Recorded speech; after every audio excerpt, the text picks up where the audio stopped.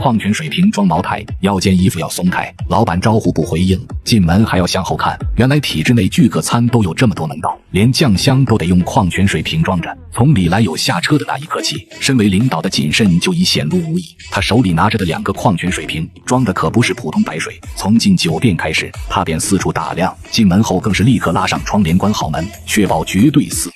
接下来4位大佬之间的加密对话，才是语言艺术的极致展现。诸君，上课时间到。你是回回迟到啊？啊！我请客求你来，你也不积极，这还没当大领导呢。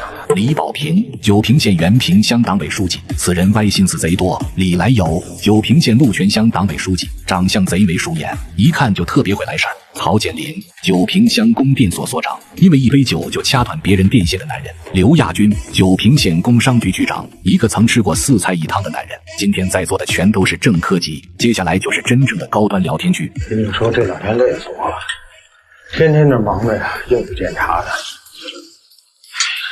头发长了都没时间去理。要说最会来事儿的，还得是李来友，一上来就先抱怨，以工作太忙为借口，解释了自己迟到的原因。这不仅表达了自己对工作的不满和无奈，又显得格外重视这场饭局。不是你们说说，省里这些人没事的脑子里都瞎想什么呢？啊，老人住老房，非要找个第三方来评估来，派了一帮大学生，没在农村待过的，一点经验没有，在这指指画画，瞎挑毛病。关键是啊，你还得陪着笑脸。不懂业务的大学生来检查工作，还乱挑毛病，这安排明显不合理。按理说这会儿大家应该帮李来友说说话，至少也得安慰几句。可这里大家注意，这些人是省里派来的，在酒桌这种公开场合，谁敢说领导的不是？就算是兄弟们私下聚餐，也得有基本的防范之心。所以大家全都不敢接话。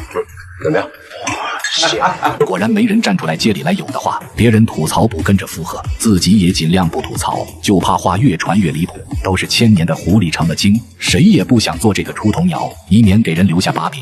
在职场中，我们一定要谨言慎行，不说多利于上升，但绝对是明哲保身的兜底办法。李来友见没人接话，随后便顺势转移了话题。哎呀，还是保平书记潇洒呀！你瞧人这生活过的，守着个山林子，吃着纯野菜，喝着山泉。哎，你看那眼睛，哎，鼓得直泛光。表面上看，李来友是在羡慕李保平的清闲，实则是在暗戳戳的嘲讽。要知道，2人虽同为正科级乡党委书记，但职务的含权量却天差地别。李来友坐镇经济发达的中心乡镇，而李保平则在偏远的贫困乡。正因如此，李来友才显得格外繁忙，未来的晋升空间自然也比李保平大得多。面对李来友这番明褒暗贬的调侃，让我们来看看李保平是如何高情商回应的。我这岁数啊，就是吃耗子药也不管用啊！哎，这年轻，这得补。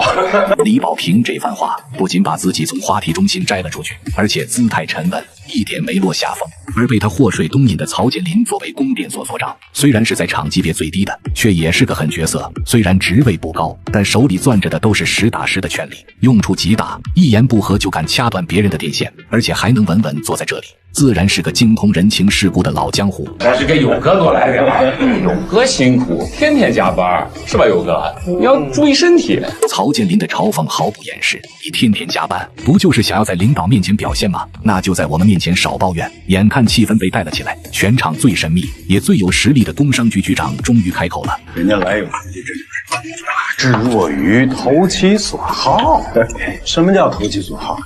你得干，你得熬夜，那没完没了的加班，这个也算是。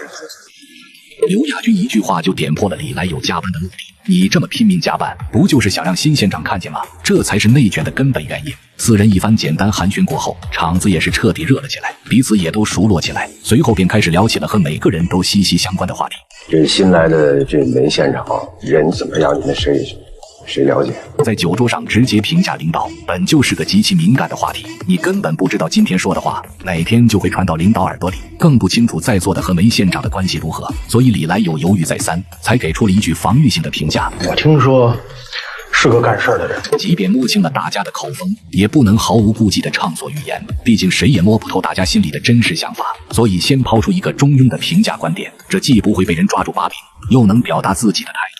还能顺势引出其他人的看法，可谓是一举多得。体制内和职场远没有你表面看到的那么简单，能爬上去的人个个都是精通人情世故的人精。不能干，上面怎么会派大刀咱光明县来砍这个硬骨头？咱这个小地方扶人可能不好扶，但毁人那简单啊！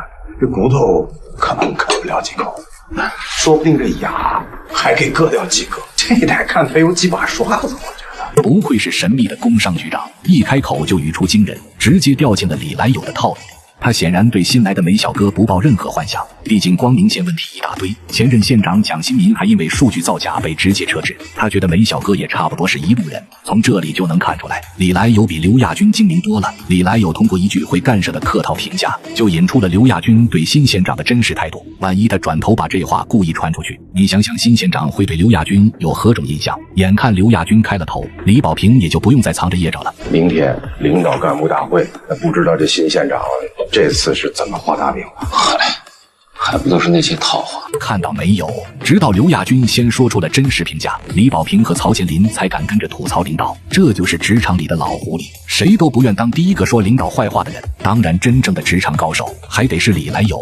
反正稿子呀都是范太平给写，我估计他都没空去看一眼。李来友之前还夸梅小哥是个干实事的人，可一听大家都在吐槽新领导，立马改口说梅小哥连讲话稿都懒得看一眼。所以你得学会分辨哪些话是群套，哪些才是真心话，千万别像刘局长那样直来直去，不然很容易被人当枪使。饭局到此，四人彻底表明立场，统一战线，对新领导的态度也达成一致，不再互相试探，成了牢不可破的利益共同体。各位领导都看明白了吗？一场看似普通的饭局，其实全是人情世故，每一句不起眼的话，背后都可能藏着试探和表态。话的意思不在表面，而在字里行间的深意。这场饭局谈话实在是有太多值得学习推敲的地方。主君，看完你们学会了吗？